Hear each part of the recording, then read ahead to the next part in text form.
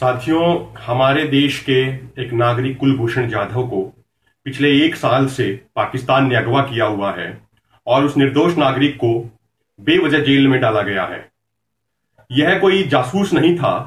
हम इसकी आज बात कर रहे हैं जिस कुलभूषण जाधव की, उसके बारे में अभी जिसको कल फांसी की सजा दी गई है पाकिस्तान की मिलिट्री कोर्ट द्वारा बिना किसी सुनवाई के, उस पे अगर मैं आपको उसकी सच्चाई बताऊं तो वो कोई जासूस नहीं था। वो कोई उसको एक जर्मनी में जो एम्बेसडर थे पहले पाकिस्तान के अंदर जर्मनी के, उन्होंने कहा था कि उनके पास पुख्ता सूचना है जर्मन इंटेलिजेंस की कि अफगानिस्तान के तालिबान ने उसे अगवा किया अफगानिस्तान और ईरान बॉर्डर से और उसको कुछ करोड़ में पाकिस्तान की जासूस एजेंसी आईएसआई को बेच दिया।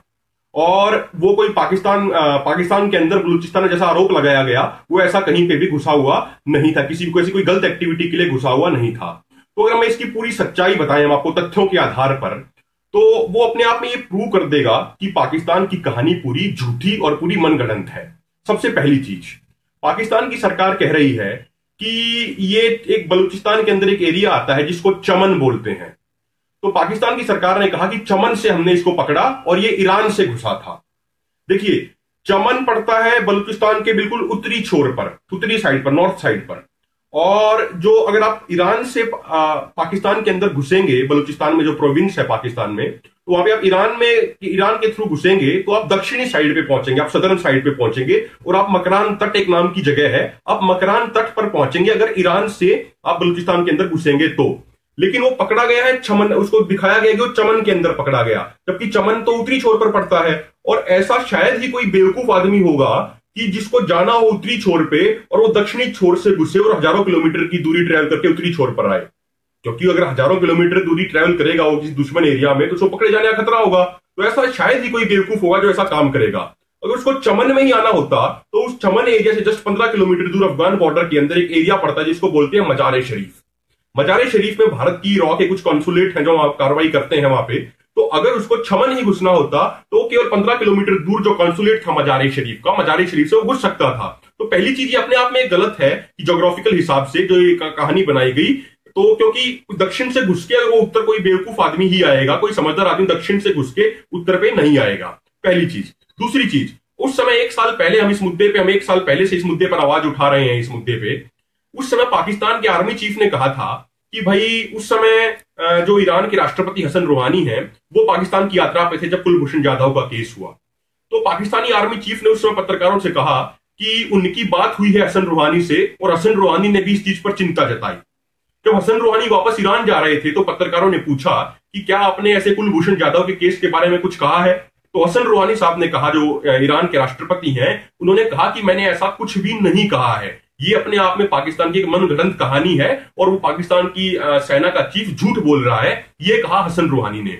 उसके अलावा जो ईरान के जो राजदूत हैं पाकिस्तान में, जिनका नाम मेहदी होसनपुरा है, उन्होंने भी एक पत्रकार से ये कहा कि भाई जो एक जासूस की जो एक कहानी बनाई है कि भाई कुलभूषण जाधव एक जासूस है और वो पाकिस्तान में घुस गया था, उन जो राजदूत है ईरान के पाकिस्तान के अंदर, उन्होंने कहा ये सारी कहानी 100% झूठी है, बिल्कुल 100% झूठी है।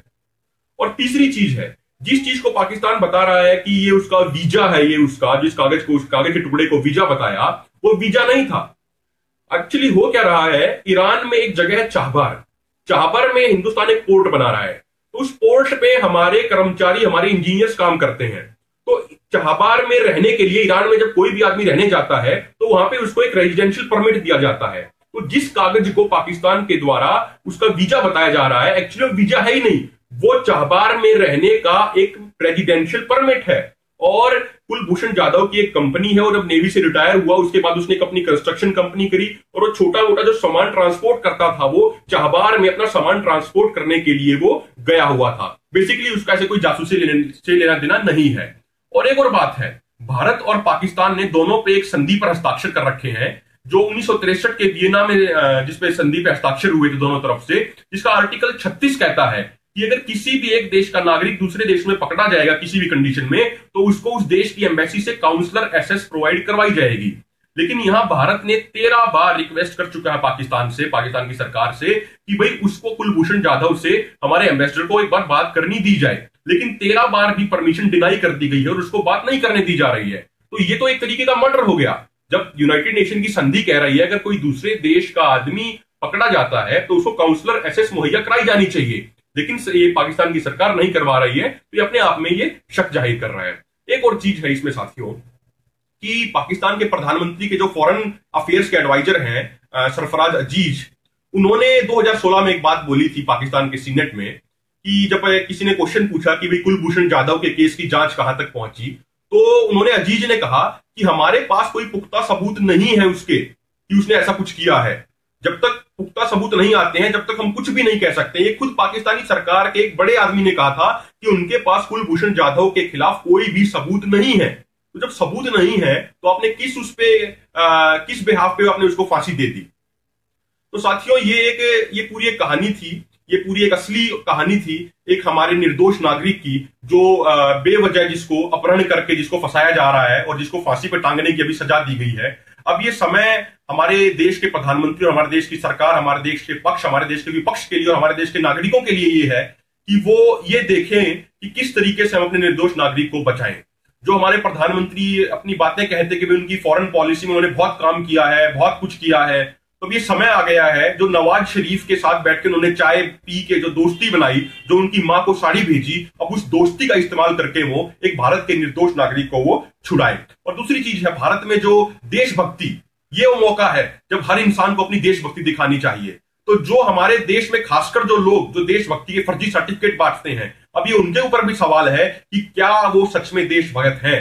अगर वो सच में देशभक्त हैं तो कुलभूषण जाधव को रिहा करवाने में पूरा एडी चोटी का जोर लगा देंगे। हम एडी चोटी का जोर लगा रहे हैं, हमने कुलभूषण जाधव की पूरी सच्चाई आपको बताई है। और अगर जरूरत पड़ी तो इस मुद्दे पर लेकर दिल्ली में जंतर मंतर पे और पाकिस्तानी दूतावास के बाहर जो दिल्ली के अंदर है वहां भी हम प्रोटेस्ट करेंगे, क्योंकि भारत का एक निर्दोष नागरिक बेवजह मनगढ़ंत कहानियों के जरिए उसको फंसाया गया और अब उसको मौत के घाट उतारने की साजिश पाकिस्तान द्वारा रची जा रही है। तो अगर जरूरत पड़ी तो हम पाकिस्तानी उच्चायोग जो दिल्ली के अंदर है उसके बाहर भी हम प्रदर्शन करेंगे और हम भारत सरकार से ही अपील करते हैं कि हमारा पूरा देश एकजुट है इस मुद्दे पर और हम भारत सरकार के इस मुद्दे पर साथ खड़े हैं। और हम भारत सरकार से अपील करते हैं कि अगर कुछ भी गलत कुलभूषण जाधव के साथ किया जाता है तो उसी समय पाकिस्तान उच्चायोग को यहां से बंद करवा देना चाहिए और उनको उठा के, उनका बोरिया बिस्तरा उठा के भारत से बाहर फेंक देना चाहिए। साथियों, ये मौका है, हमारे देश का एक निर्दोष नागरिक किसी जेल में यातनाएं झेल रहा है, हमें एकजुट होकर पक्ष, पार्टी, राजनीति सभी से ऊपर उठकर